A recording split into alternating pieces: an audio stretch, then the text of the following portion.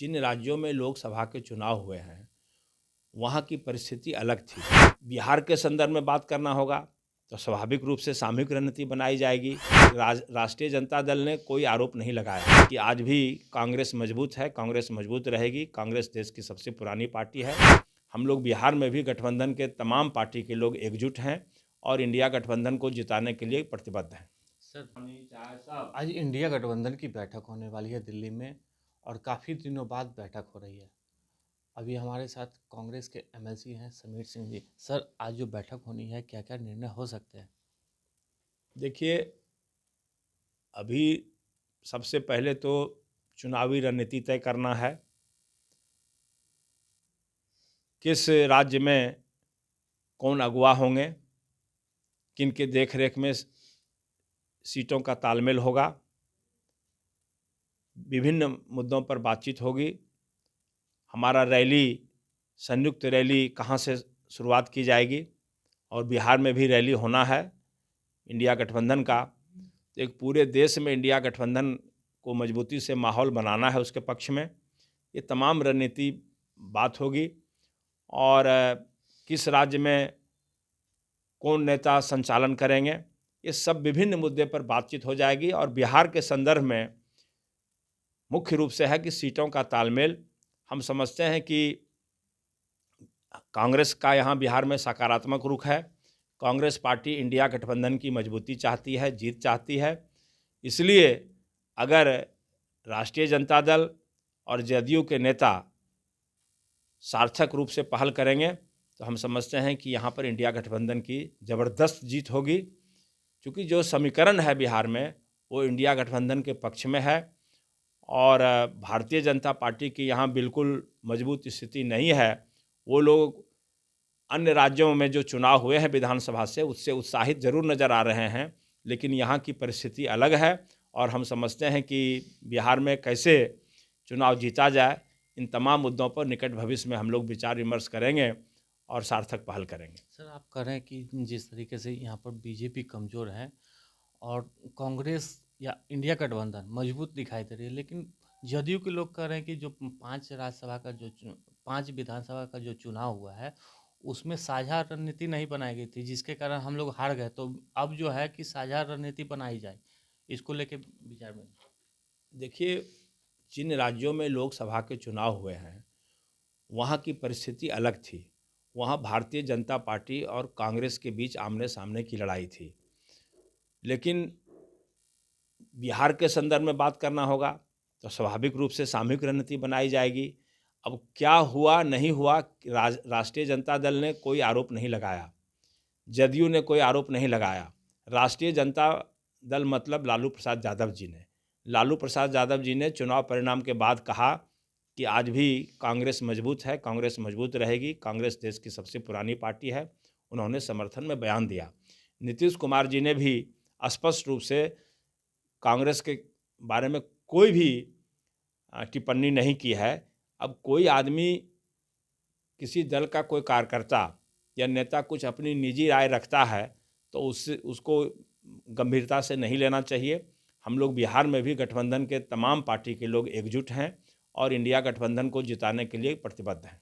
Sir, जो आज India गठबंधन की बैठक हो रही है, लेकिन बीजेपी तंज कस रही है कि ये सब सिर्फ आईवास है। और नीतीश कुमार, गिरिराज सिंह जो थे, वो कह रहे हैं कि नीतीश कुमार बनारस में रैली करने वाले थे, वो कैंसिल कर दिए। लेकिन नीतीश कुमार हो या इंडिया गठबंधन के जो बिहार में है, वो कोई भी नेता बनारस से चुनावी रैली कर ले या चुनाव लड़ ले तो वहाँ प्राइम मिनिस्टर का जो उम्मीदवार होंगे वो फेल कर। देखिए, पिछले कुछ महीने पहले बनारस में प्रियंका गांधी की ज़बरदस्त रैली हुई थी। उस रैली के बाद भारतीय जनता पार्टी में बेचैनी थी, घबराहट थी। और अब जब उनको लगा कि नीतीश कुमार जी, जिसका राष्ट्रव्यापी एक इमेज है, तो वो भी अगर जाएंगे तो स्वाभाविक रूप से, और बिहार का, बनारस का इलाका बिहार के बॉर्डर पर है, तो नीतीश कुमार का भी असर वहाँ पड़ता है, वहाँ चर्चा होती है। तो वो घबराहट पैदा हो गई और शासन भारतीय जनता पार्टी का उत्तर प्रदेश में है, तो शासन का दुरुपयोग करके जगह का आवंटन उन्होंने नहीं किया, इसलिए रैली स्थगित करनी पड़ी। लेकिन बीजेपी तो कह रही है कि जो बैठक हो रही है आईवास है, धोखा देने का काम कर रही है। नहीं, नहीं, आईवास है, क्या है, वो तो अपना रणनीति बना हुआ है, हम लोग अपनी रणनीति बना रहे हैं, तो फिर उनको परेशानी क्यों हो रही है?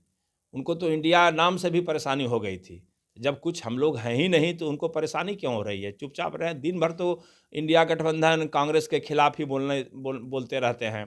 तो अगर हम लोगों में कोई दम नहीं है, जिसमें दम होता है, उसकी आलोचना होती है।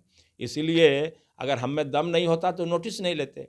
तो दिन भर वो हमारा इमेज बिगाड़ने के लिए प्रचार प्रसार, सोशल मीडिया, दिन रात में तो भारतीय जनता पार्टी दिन रात इसी के लिए काम कर रही है, निरंतर कर रही है। इसलिए क्यों वो चिंतित हैं? थोड़ा सा धैर्यपूर्वक रहें। और अभी तो कर्नाटक और हिमाचल में चुनाव कुछ महीने पहले हुआ था, तो परेशान हो गए थे। अभी 2 राज्य में जीत गए हैं, तो डफली बजा रहे हैं और अहंकार हो गया है। ये सब अहंकार जनता तुरंत दिखेगा, जनता के सोच में बदलाव होगा। और जनता को पछतावा हो रहा है कि कांग्रेस के नेता राहुल गांधी जिस तरह से अमन चैन देश में लाना चाहते हैं, भाईचारे का माहौल बनाना चाहते हैं, अगर वो पार्टी कमज़ोर हो जाएगी, तो देश में नफ़रत फैल जाएगा, फ़िरका परस्ती ताकतों का बोलबाला हो जाएगा। इसलिए आज देश को अगर अमन चैन में स्थापित करना है, तो स्वाभाविक रूप से कांग्रेस पार्टी को, राहुल गांधी को मजबूती प्रदान करना होगा। बैठक से पहले पटना के हर एक चौराहा पर पोस्टर लगाया गया है, जिसमें प्रधानमंत्री का उम्मीदवार नीतीश कुमार को बनाने की मांग की जा रही है। देखिए, अगर कांग्रेस के वर्कर से पूछिएगा, तो वो कहेंगे कि हमारा प्रधानमंत्री राहुल गांधी को होना चाहिए। तो उसी तरह से जदयू कार्यकर्ता की अगर भावना है कि नीतीश कुमार जी प्रधानमंत्री हों, तो इसमें कोई विरोध क्या कर सकता है? कोई भी विरोध नहीं करेगा। उसकी कार्यकर्ता की भावना है, अपने नेता को प्रधानमंत्री को हर कोई देखना चाहता है। कांग्रेस के लोग भी देखना चाहते हैं। कल जो है सो राजद के लोग भी अपने नेता को उच्च उच्च पद पर देखना चाहते हैं। ये तो पार्टी कार्यकर्ताओं की भावना है।